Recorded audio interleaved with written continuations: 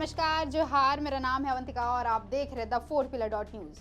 बीते 3 लोकसभा चुनाव में गोड्डा में बीजेपी के निशिकांत का पलड़ा हर विपक्षी उम्मीदवार पर भारी पड़ा है। कांग्रेस को जहां निशिकांत के खिलाफ हर चुनाव में गोड्डा लोकसभा सीट पर मुंह की खानी पड़ी है, तो वहीं सांसद निशिकांत का वोट शेयर हर चुनाव में निफ्टी और सेंसेक्स की तरह ही उछाल पर जा रहा है। पिछले कुछ महीनों से झारखंड में सभी विपक्षी पार्टियों की नजर उस गोड्डा सीट पर अटकी है, जिस सीट से भाजपा को ऐसी ताकत हासिल है जो न सिर्फ राष्ट्रीय स्तर पर बल्कि राज्य में खुद हेमंत की सरकार को परेशानी में डालने का हुनर रखता है। गोड्डा में निशिकांत के विजयी रथ को रोकने के लिए कांग्रेस अब अपने 3 उम्मीदवारों पर गहन मंथन कर रही है।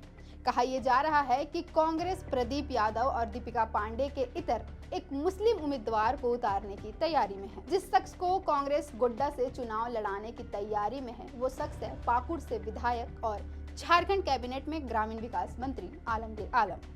हालांकि अंदर खाने की खबर के मुताबिक गोड्डा में इंडिया गठबंधन इस बार अल्पसंख्यक नेता को चुनाव में उतार कर अपनी किस्मत आजमाना चाहती है। 2004 के बाद गोड्डा में फिर से कांग्रेस की वापसी अब तक नहीं हो पाई है।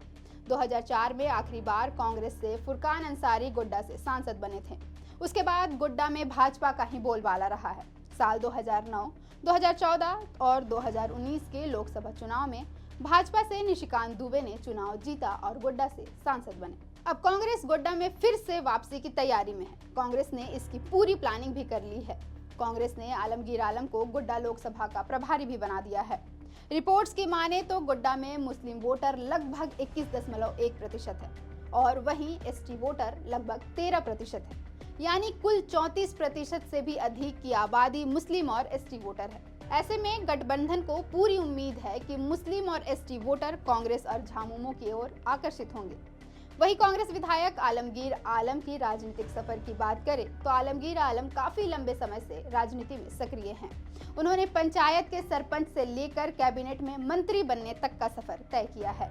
आलमगीर आलम ने 1978 में अपने गृह पंचायत महाराजपुर से सरपंच पद का चुनाव लड़ा और जीता, जिसके बाद साल 1995 में आलमगीर आलम पाकुड़ विधानसभा से पहली बार कांग्रेस से चुनाव लड़े, लेकिन इस समय उन्हें हार का सामना करना पड़ा। आलमगीर आलम भाजपा के वेणी गुप्ता से हार गए थे। वहीं साल 2000 के विधानसभा के चुनाव में आलमगीर आलम ने अपनी हार का बदला लिया और भाजपा के वेणी गुप्ता को पराजित कर पहली बार अविभाजित बिहार में विधायक बने। वे पहली बार ही साल 2000 में विधायक बनने के बाद राबड़ी देवी सरकार में मंत्री भी बन गए थे। साल 2000 में आलमगीर आलम हस्तकरघा विभाग के राज्य मंत्री बने।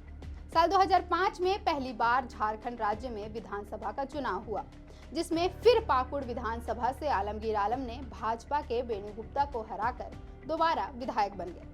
वहीं मधु कोड़ा की सरकार में आलमगीर आलम झारखंड विधानसभा के अध्यक्ष बने। साल 2009 के विधानसभा चुनाव में झामुमो के अकील अख्तर से आलमगीर आलम चुनाव हार गए थे।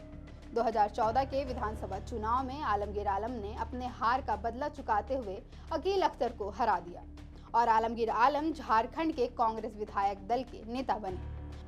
2019 में आलमगीर आलम ने गठबंधन के प्रत्याशी के रूप में पाकुड़ विधानसभा से चुनाव लड़ा और फिर एक बार भाजपा के वेणु गुप्ता को शिकस्त देकर भारी मतों से विजयी हुए और साथ ही हेमंत सोरेन सरकार के कैबिनेट में आलमगीर आलम ग्रामीण विकास मंत्री बनाए गए। अब आलमगीर आलम संसदीय चुनाव में भी अपनी किस्मत आजमाने की तैयारी में है। आलमगीर आलम को गोड्डा से टिकट मिलने को लेकर कयासों के बाजार बहुत गर्म है। राजनीतिक गलियारों में चर्चाएं तेज हैं कि 2024 के लोकसभा चुनाव में कांग्रेस आलमगीर आलम पर अपना दांव खेलना चाहती है, लेकिन अब तक आला कमान की तरफ से इस खबर की पुष्टि नहीं की गई है। हालांकि अगर कांग्रेस आलमगीर आलम को टिकट नहीं देती है तो इस सीट से महागामा से कांग्रेस विधायक दीपिका पांडे और पड़ैया हाट विधायक प्रदीप यादव की भी दावेदारी हो सकती है। लोकसभा चुनाव होने में अब बहुत अधिक समय नहीं बचा है। ऐसे में आला कमान जल्द ही इस सीट के दावेदारों का नाम पेश कर सकती है। फिलहाल के लिए इतना ही। देखते रहें द फोर्थ पिलर न्यूज। अगर आप चाहते हैं कि हमारे वीडियोस का नोटिफिकेशन आपको बिना देरी के मिलता रहे तो आप इस चैनल को फॉलो और सब्सक्राइब जरूर कर लें। बाकी आप हमारे काम को लेकर कोई सुझाव हमें देना चाहते हो तो कमेंट बॉक्स में आप सादर आमंत्रित हैं। इसके अलावा हमारे वीडियोस आपको अलग अलग ठिकानों जैसे फेसबुक, इंस्टाग्राम, ट्विटर पर भी देखने को मिलेंगे, जिसके लिंक डिस्क्रिप्शन में डाल दिए गए हैं। शुक्रिया।